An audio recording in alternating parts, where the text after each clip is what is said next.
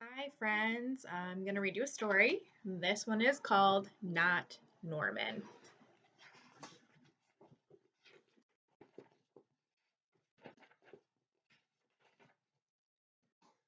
When I got Norman, I didn't want to keep him. I wanted a different kind of pet, not Norman. So, was he happy about having a goldfish for a pet? I don't think so.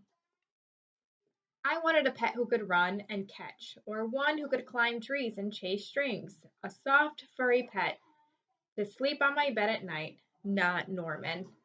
All Norman does is swim around and around and around and around and around and around and around and around. So, what kind of pets are furry? What kind of pet do you think runs and catches? You're right, a dog. A dog can run and catch. And one who climbs trees and chases strings. What kind of pet do you think that is? A cat. You're right. A cat or a dog. See, it shows the dog over here and the cat right here. This is Norman. I decided I'm trading you for a good pet. Norman doesn't move. Not even a fin twitches. How can I trade him like this? No one will want a sorry looking fish in a gunky bowl. When I drop Norman into his nice clean bowl, he starts dipping and flipping and flapping his fins around. He looks so goofy, I have to laugh. Don't think that just because you made me laugh, I'm going to keep you, I tell him. Tomorrow you're out of here. Norman blows a stream of bubbles. The next day, I take Norman to school with me. If I talk him up real good during show and tell, maybe someone will want him.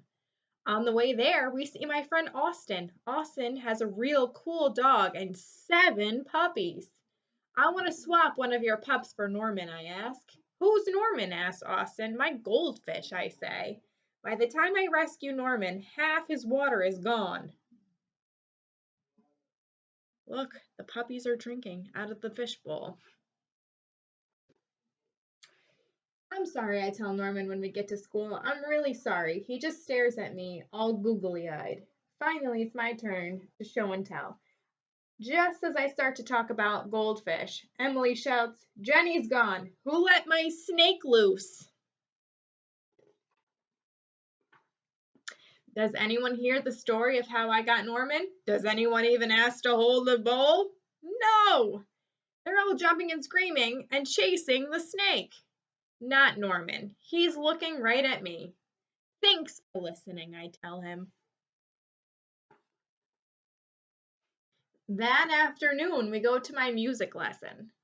As soon as it's over, I'm taking Norman back to the pet store. I take out my tuba and begin to play. I glance over at Norman. He's swaying back and forth. Glug, glue, glue, glue, glug, he mouths.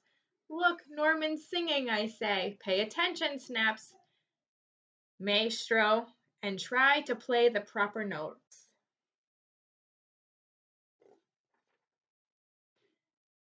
Maestro makes me stay for an extra practice. By the time my lesson is over, it's too late to go to the pet store. Don't think that just because you like my music, I'm going to keep you, I tell Norman. He glugs.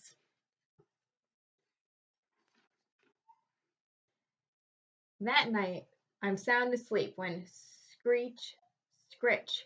What's that noise? Scratch, scritch, screech. Yikes, there's something at the window. Then out of the corner of my eye, I spot Norman. He isn't scared. He isn't swimming around in circles either. He glugs and gives me a little wave. I'm not alone. Together, Norman and I slide open the curtains. It was just a broken tree branch.